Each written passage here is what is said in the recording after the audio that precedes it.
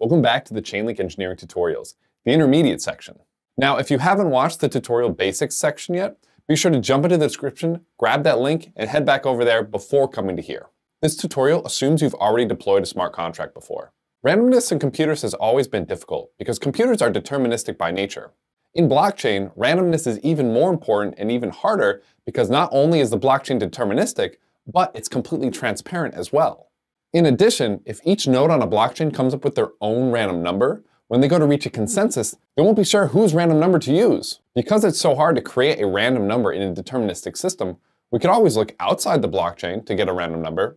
However, if you do this, you're going to have to trust that random source. And once again, your smart contract has a massive central point of failure. Fortunately, there is a solution. Chainlink VRF, or Chainlink Verifiably Random Function, is a way to create a provably random number that can be verified that it's random on the blockchain. In this tutorial, we're going to deploy a smart contract that uses a Chainlink VRF. And you'll get introduced to the request and receive lifecycle of a Chainlink smart contract. We'll learn about using the link token and interacting with Chainlink oracles. So let's get to it.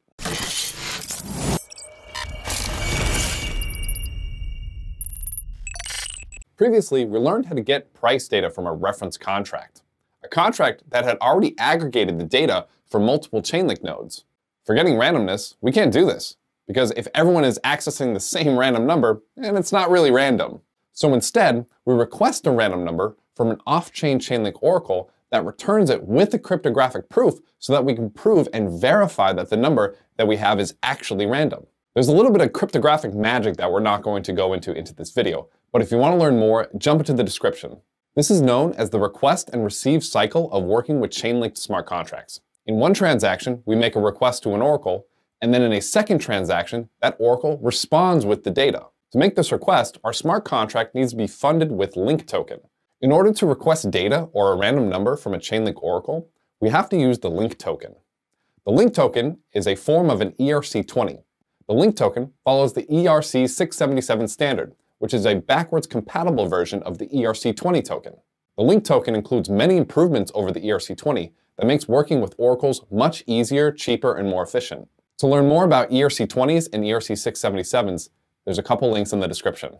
So in order to request a random number or any type of data from a Chainlink oracle, we have to have our smart contract funded with link to send to the oracle.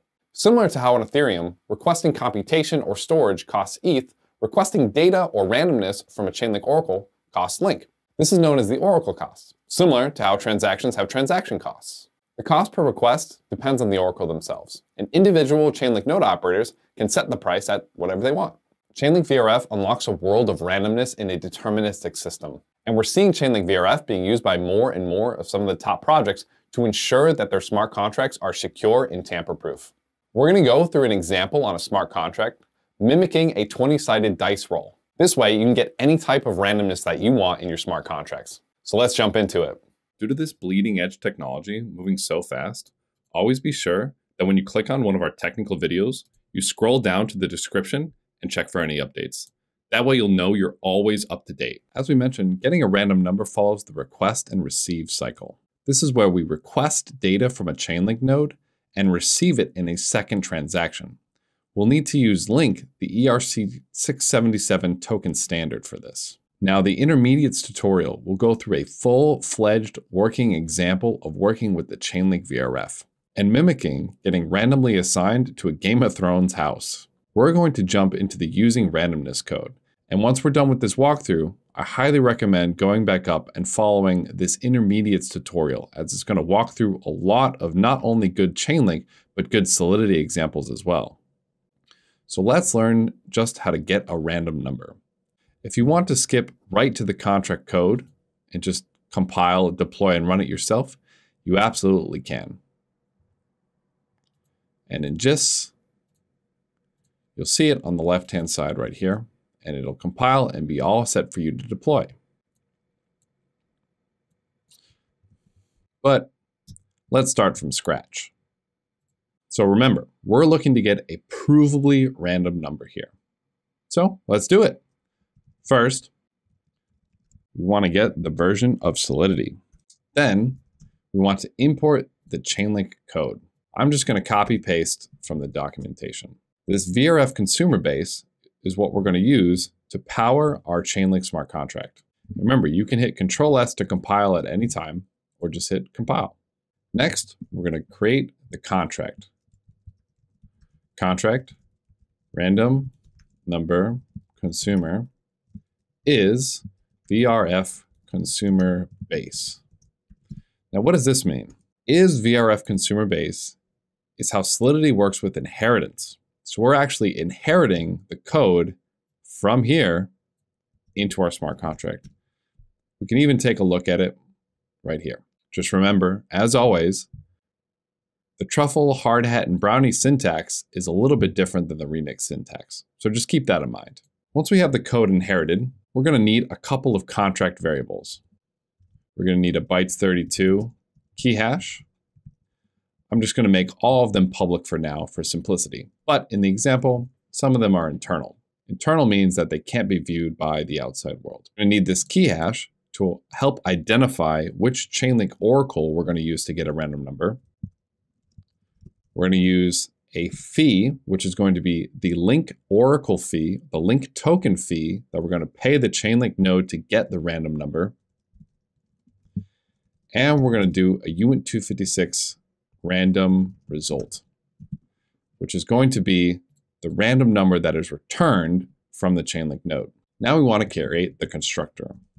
Remember, the constructor is the function that's called whenever a smart contract is deployed. Something different about this constructor is that since we're actually importing from the VRF Consumer Base, we also have to use the VRF Consumer Base's constructor. The VRF Consumer Base takes two parameters, VRF coordinator and the link token. We're going to be on the Kovan network, so you can grab these right from the documentation. Here's the VRF coordinator's address, and here is the Kovan link token address. Remember, these are both unique to the Kovan network, so on different networks, these addresses will be different. The VRF coordinator is going to be the address of the smart contract that's going to verify that the numbers returned by the Chainlink oracle are actually random. Then we'll also want to set the key hash equal to the key hash of the specific Chainlink oracle that we're going to use. And again, the key hash is going to be specific to the oracle. You can find it in the documentation. Here is the key hash of the Kovan oracle that we're going to work with. And the fee, we're going to set this to 0.1. You'll notice if you try to compile this now, we'll get an error. This is because we haven't implemented the rest of the functions that the VRF Consumer Base requires in order to work. Let's make this look a little nicer too. That's better. Now, in order to get a random number, we have to call a function that the VRF Consumer Base is looking for. This function is called request randomness. And we can get it by creating our own function called get random number. In order to get a random number, we have to provide it with a uint256 user provided seed. This is a seed that's going to help the Chainlink oracle get started with its randomness. And the VRF coordinator is going to use this to help determine if the random number created by the oracle is actually random or not. We're going to make this a public function, and we're going to have it return a bytes32 request ID. Now in this function, we just have to call return request randomness, the key hash, the fee, and the user provided seed. Remember, this function has actually been imported from the VRF Consumer Base. What this line is going to do, it's actually going to emit a log to the specific Chainlink oracle that we've specified. That oracle is going to look for this request, create a random number, and then what does it do next? Well, it has to return the random number in a callback function or a fulfill function. The request randomness hard-coded is looking for a fulfill randomness function. Now, technically, the VRF coordinator is going to be what's calling this function, because before the random number can actually get processed, the VRF coordinator actually determines if the number is really random or not. But that's a little too in the details for this tutorial. So we're going to call function fulfill randomness, and we need to pass it a bytes32 request ID and a uint256 randomness, and we're going to have it be an internal override, as we want to override the fulfill randomness function from the VRF Consumer Base. VRF Consumer Base and VRF Coordinator have some special protections to make sure that only the requested Chainlink oracle can actually call this function. Now, all we want to do is do random result equals randomness. Now, if we hit compile, we'll see that this needs to be returns. But now if we hit compile, we'll see that all our code actually compiles. So let's deploy this. What should happen is we should have two functions, get random number and fulfill randomness. The get random number is what we'll call to kick it off, and fulfill randomness is what will be returned. If done right, we should get a random number in this random result public variable. So let's compile it. We'll go to the deploy tab. We'll switch to injected Web3, because again, we want to be using our MetaMask. We can see here we're on the Kovan network. We can even double check. Looks like yes, we are indeed on the Kovan testnet, and we'll hit deploy. We'll confirm the deployment, and after a brief delay, we'll see our contract deployed here at the bottom and all of our functions. We can see our fee of 0.1 link, key hash that we've used, and the random result is currently 0 because we haven't requested anything yet. Now, let's go ahead and try to request a random number. We'll get an error, and I want to do this intentionally so that you don't get confused if you run into it. So remember, we first have to pass it a user-provided seed. This can be any number, and we hit get random number, and we get this gas estimation failed error. You've probably seen this before if you've ever tried to run a transaction and not have any ETH. Well, in the same sense, if we try to run a transaction with a Chainlink oracle and we don't have any link, it will also fail. So what we have to do is we actually have to send our smart contract some Chainlink. And for testnet, it's really easy to get Kovan testnet link. We can just go to the Kovan Chainlink faucet, paste our address. I'm not a robot. Send me 100 test link. And after a brief delay, we'll see it in our account here. It's important to note that if you don't have the link address here, what you'll want to do is you want to hit add token, custom token, and then add the Chainlink contract address here. Remember, we actually have the Chainlink contract address here. Assets, add token, custom token here. And we've already added the token to our MetaMask, so we get token has already been added. But if not, you should see a link symbol down here and 18 decimals of precision. And then just hit next and add, and you'll get it in there. So what we want to do is we want to copy the address of the contract that we just deployed.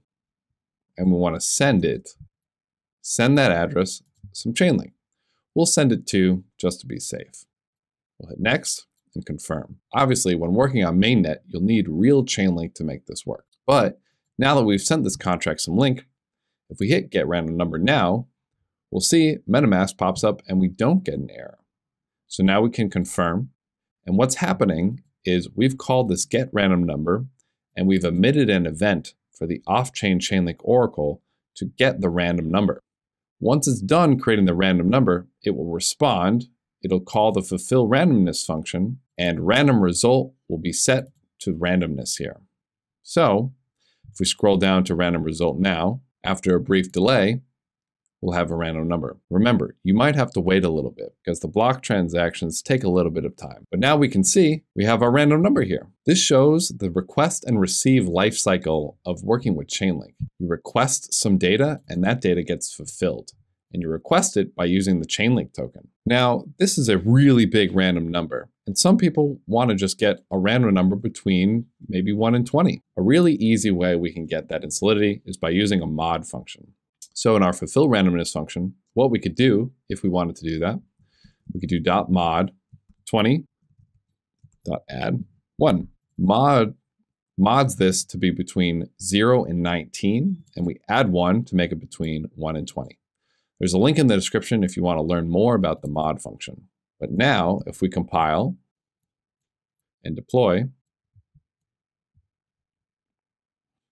copy the address, send it some link, get a random number, you can see we got a number between 1 and 20. Now remember, if you want even more information and you want to walk through step by step, be sure to follow along with the Intermediate's random numbers documentation, as it provides a really robust real-life situation of using the Chainlink VRF. Now you know how to use two of the most cutting-edge tools in the smart contract space. Remember, if you get stuck, you can always jump into the Discord and ask for help. In our next video, we're going to use this request and receive cycle to use one of the most powerful features of Chainlink, being able to make a Chainlink API call, which is the precursor to being able to customize your smart contracts to do literally anything. We'll see you in the next one.